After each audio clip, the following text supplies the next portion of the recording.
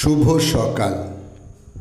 আজ 25শে আষাঢ় 1432, ইংরাজির 10ই জুলাই 2025। আজ গুরু পূর্ণিমা। হিন্দু ক্যালেন্ডার অনুসারে আষাঢ় মাসের পূর্ণিমার দিন এই উৎসব পালন করা হয়। এই তিথিতে কৃষ্ণদ্বৈপায়ন ব্যাস জন্মগ্রহণ করেছিলেন বলে একে ব্যাস পূর্ণিমাও বলা হয়। যৌগিক ঐতিহ্যে বলা হয়েছে যে এই দিনটিতে মহাদেব প্রথম গুরু হয়ে সপ্তর্ষিদের যোগের সংক্রমণ শিক্ষা শুরু করেছিলেন। বর্তমান বাংলাদেশের শীর্ষস্থানীয় চিকিৎসা বিজ্ঞান বিষয়ক প্রতিষ্ঠান ঢাকা মেডিকেল কলেজ প্রতিষ্ঠিত হয় 10ই জুলাই 1946। বাংলা ভাষায় তর্ক সাপেক্ষে গণিতের সর্বাধিক প্রচলিত বিদ্যালয় স্তরের পাঠ্যপুস্তক রচয়িতা কেশবচন্দ্র নাগ বা কেসি নাগের আজ জন্মদিন। 10ই জুলাই 1893 রথযাত্রার দিন হুগলির গুড়াপের নাগপাড়ায় তিনি জন্মগ্রহণ করেন। তিনি শ্রী শ্রী সারদা মায়ের প্রত্যক্ষ শিষ্য ছিলেন। 10ই জুলাই 1913 বাংলাদেশের শীতলাই গ্রামে জন্মগ্রহণ করেন রথীন্দ্রনাথ মৈত্র বা রথীন মৈত্র। খ্যাতনামা বাগ্মী দেশপ্রেমিক ও তুলসীচরণ গোস্বামী ছিলেন তাঁর মাতুল। পিতা যোগেন্দ্রনাথ মৈত্র ছিলেন জাতীয় আন্দোলনের এক নেতা এবং কবি গায়ক জ্যোতিরিন্দ্রনাথ মৈত্র ছিলেন তাঁর অগ্রজ।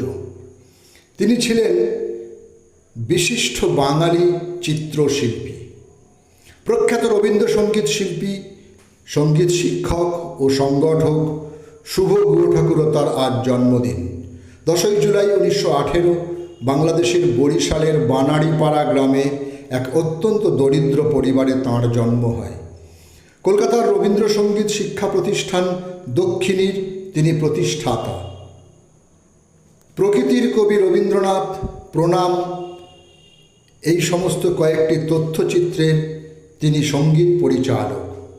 জ্যোতির্ময় গুহ ঠাকুরতা একজন বাংলাদেশি বুদ্ধিজীবী শিক্ষাবিদ।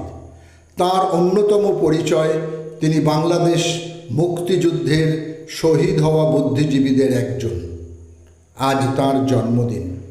10ই জুলাই 1920 ময়মনসিংহ জেলার বড় বাসায় তিনি জন্মগ্রহণ করেন। 10ই জুলাই 1931 কলকাতায় জন্মগ্রহণ করেন প্রখ্যাত ক্রীড়া সাংবাদিক, ঔপন্যাসিক ও শিশু সাহিত্যিক মতি নন্দী। তাঁর বিখ্যাত উপন্যাস কোনি সাহিত্য সেবার জন্য তিনি আনন্দ পুরস্কার ও সাহিত্য একাডেমি পুরস্কার লাভ করেছিলেন। ভারতীয় ক্রিকেট দলের সাবেক ও প্রথিতযশা ডানহাতি ব্যাটসম্যান ছিলেন সুনীল গাভাস্কার।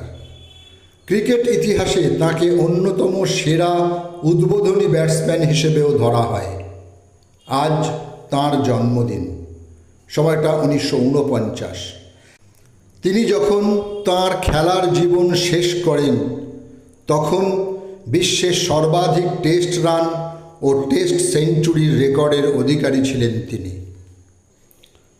প্রাকৃতিক দৃশ্য, প্রতিকৃতি ও পল্লী দৃশ্য বাস্তবায়ন ধারায় ফুটিয়ে তুলতে বিশেষ পারঙ্গম যে শিল্পী, চিত্রশিল্পী, তিনি অতুল বসু।